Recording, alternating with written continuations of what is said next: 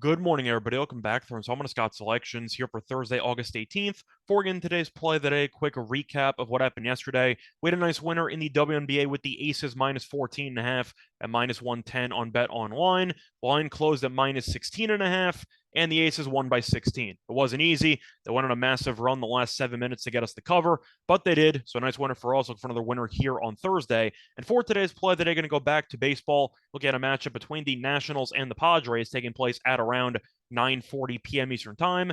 And for this matchup, we like the Padres. Team total over 4.5 runs at minus 125 on Caesars. Time recording of 2:30 a.m.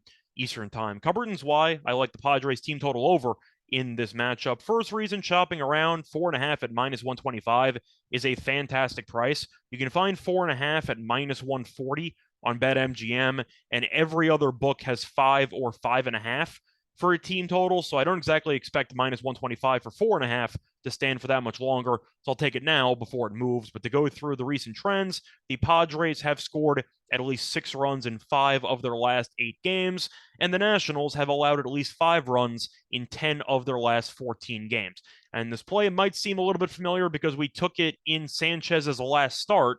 It ended up losing. That line was 5.5 as opposed to 4.5, but the Padres did go 2 for 12 with runners in scoring position, so they had a lot of chances, and I think it was a little bit fluky that the Padres only scored 3 in that matchup. But I got to mention Sanchez's numbers once again. He's been awful. He's allowed at least 3 earned runs in each of his first 6 starts this season, and he's also gone 5 innings or less in 5 of those 6 starts. And even in the last start, where the Padres only scored 3 runs in the entire game, they did score 3 runs against Sanchez in the first 5 before doing nothing against the bullpen. So the Padres had a lot of chances. They did well against Sanchez anyway. They had 2 home runs. Both of them, unfortunately, were solo shots, but home runs have been an issue for Sanchez so far this season because Sanchez has allowed at least 2 home runs in 4 of his first 6 starts. Now, hopefully, the second time around against San Diego has a couple of guys on base, and we might be able to cash this immediately. But Sanchez has given up a lot of home runs, and he really has not pitched well at all. I think that the Padres should get to him again in this matchup. And I do think that unlike the first meeting, they'll end up getting to the bullpen if the opportunity presents itself. But speaking of the bullpen, Washington's bullpen has not been good all season long, as the Nationals have a 4.28 bullpen ERA, which is the 7th highest in the league, and the over is 4-0 in the last 4 meetings in San Diego.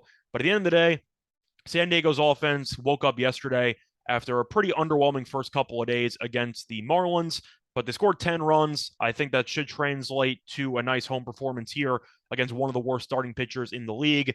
But at the end of the day, 4.5 at minus 125, when every book either has minus 140 or a team total of 5 or 5.5, is kind of an auto play in that situation based on the value. So I'm going to take it, and hopefully we end up cashing this. The play that I once again here for Thursday, August 18th, is going to be on the Padres team total over 4.5 runs at minus 125 on Caesars. Bye, everyone.